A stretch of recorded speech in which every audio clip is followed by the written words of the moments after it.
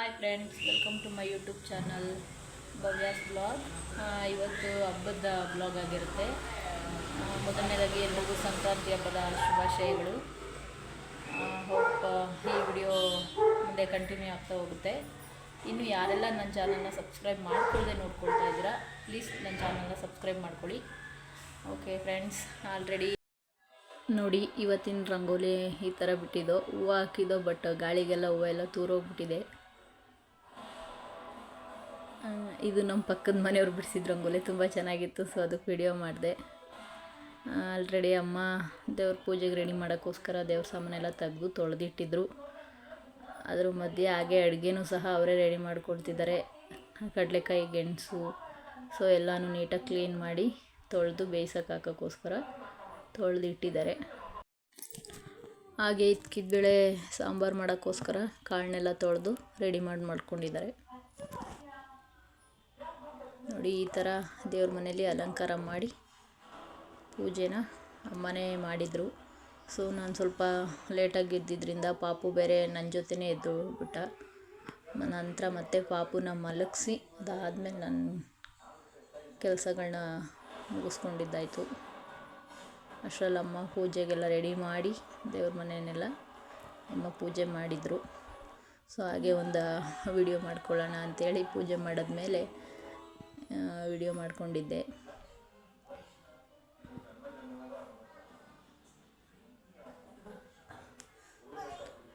ತುಂಬ ಸಿಂಪಲ್ಲಾಗಿ ಮಾಡಿದ್ದೀವಿ.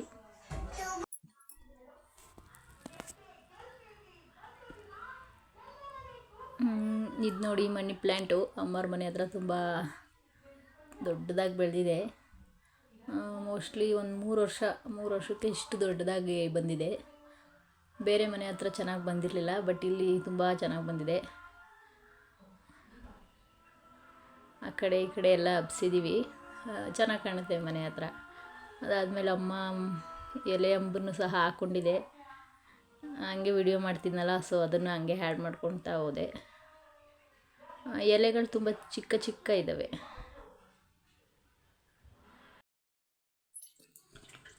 ಹಾಗೆ ಇಲ್ಲಿ ಅಮ್ಮ ಟಿಫನ್ ಮಾಡೋಣ ಅಂಥೇಳಿ ಟೊಮೊಟೊ ಬಾತ್ಗೆ ರೆಡಿ ಮಾಡ್ಕೋತಾ ಇದ್ದರು. ಟೈಮ್ ಆಗಿತ್ತು ಅಂತ ಅಮ್ಮ ಬೇಗ ಬೇಗ ಮಾಡ್ತಿದ್ರು. ನಾನು ತಣ್ಣೀರು ಮುಟ್ಟೋ ಆಗಿಲ್ಲ, ಅದಕ್ಕೋಸ್ಕರ ಏನೂ ಮಾಡಲ್ಲ, ಅಮ್ಮನೇ ಮಾಡಿಕೊಡುತ್ತೆ ಎಲ್ಲನೂ. ಅಮ್ಮ ಆ ಕಡೆ ಟಿಫನ್ಗೆ ಅಂತ ರೆಡಿ ಮಾಡ್ತಾಯಿದ್ರೆ, ನಾನಿಲ್ಲಿ ನನ್ನ ಮಗನ ಫೋಟೋ ಶೂಟ್ ಮಾಡೋಣ ಅಂಥೇಳಿ ಮಲಗಿಸಿದ್ದೀನಿ. ಇಷ್ಟು ರೆಡಿ ಮಾಡಿ ಮಲಗಿಸೋತ್ತಿಗೆ ಸಾಕಾಯಿತು ನನಗೆ. ಫೋಟೋ ತೆಗ್ಯೋಣ ಅನ್ನೋಷ್ಟರಲ್ಲೇ ಅವ್ನುಗಳು ಬಂತು. ಮಕ್ಕಳೇ ಅಷ್ಟಲ್ವಾ, ಅಳ್ತಾನೆ ಕುತ್ಕೊಳ್ಳೋಕ್ಕೆ ರೆಡಿ ಇಲ್ಲ ಅವನು. ಹೇಗೋ ಮಾಡಿ ಕೆಲವೊಂದಿಷ್ಟು ವಿಡಿಯೋ ಕ್ಲಿಪ್ಪಿಂಗು ಫೋಟೋಗಳನ್ನ ಆ್ಯಡ್ ಮಾಡಿಕೊಂಡೆ. ಅಷ್ಟರಲ್ಲಿ ಟೈಮ್ ಆಯಿತು ಅಂತೇಳಿ ಅಮ್ಮ ಸಾಂಬಾರಿಗೆ ಇದ್ಕಿದ್ಬೇಳೆ ಸಾಂಬಾರು ಮಾಡೋಣ ಅಂಥೇಳಿ ರೆಡಿ ಮಾಡ್ತಿದ್ರು. ನಾರ್ಮಲಾಗಿ ಎಲ್ಲರೂ ಯಾವ ಥರ ಮಾಡ್ತಾರೋ ಅದೇ ಥರ ನಮ್ಮನೇನೂ ಕೂಡ ಇದ್ಕಿದ್ಬೇಳೆ ಸಾಂಬಾರು ಕಾಯಲ್ಲಿ ಮಾಡಿದರು, ಶಾವಿಗೆ ಒತ್ತೋಣ ಅಂಥೇಳಿ.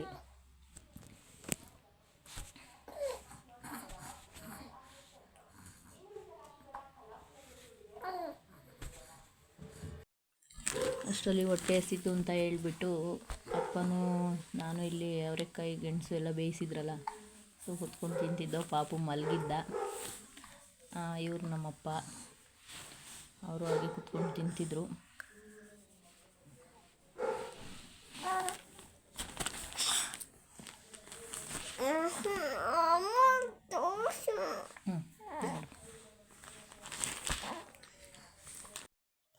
ಅಮ್ಮಂಗೆ ಹೆಲ್ಪ್ ಮಾಡೋಣ ಅಂತ ಹೇಳ್ಬಿಟ್ಟು ಶಾವಿಗೆ ಒತ್ತಕ್ಕೆ ಹೆಲ್ಪ್ ಮಾಡ್ತಾಯಿದ್ದೀನಿ. ಜಸ್ಟ್ ನಾನು ಒತ್ತುತ್ತಿರೋದಷ್ಟೇ. ಅಮ್ಮ ಎಲ್ಲ ರೆಡಿ ಮಾಡಿದರು, ಮುದ್ದೆ ಎಲ್ಲ ತಿರುಗಿಬಿಟ್ಟು ಬಿಸಿ ಬಿಸಿಲಿ ಒತ್ಬಿಡೋಣ ಅಂಥೇಳಿ ನಾನು ಕೂಡ ಬಂದೆ. ಅಮ್ಮ ಮುದ್ದೆ ಕಟ್ಕೊಡ್ತಿದ್ರು, ನಾನು ಹಂಗೆ ಒತ್ಕೋತಾ ಇದ್ದೆ.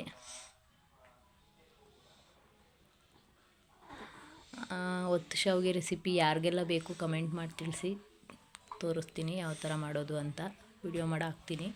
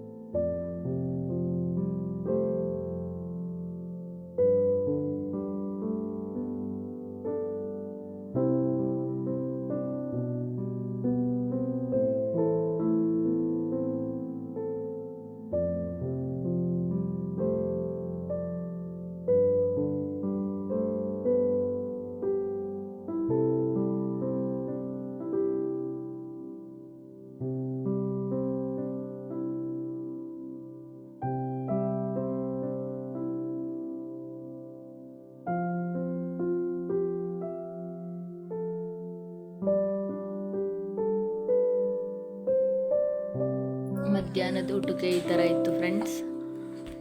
ಕಾಯಿ ಹಾಲು, ಕಡಲೆ ಪುಡಿ, ಹಾಗೆ ಒತ್ತು ಶಾವಿಗೆ, ಬೇಳೆ ಸಾಂಬಾರು, ಕಾಂಬಿನೇಷನ್ ಸೂಪರಾಗಿರುತ್ತೆ. ಕಾಯಿ ಹಾಲು ಮತ್ತು ಕಡಲೆ ಪುಡಿ ಹಾಕ್ಕೊಂಡು ಶಾವಿಗೆ ತಿಂತಾಯಿದ್ರೆ ಸೂಪರ್. ಈ ಥರ ಇತ್ತು ಮಧ್ಯಾಹ್ನದ ಊಟ.